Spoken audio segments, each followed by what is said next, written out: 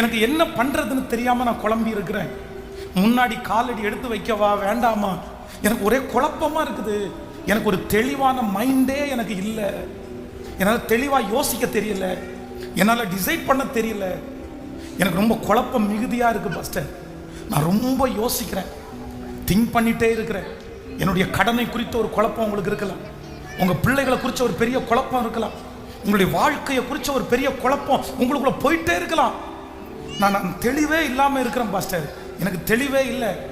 என் சரீரத்தை குறித்த ஒரு தெளிவு எனக்கு இல்லை, என் மூத்த பிள்ளையை குறித்து ஒரு தெளிவு எனக்கு இல்லை. குழம்பி போய் இருக்கிற உங்களை கர்த்தர் தெளிவுபடுத்துகிறார்.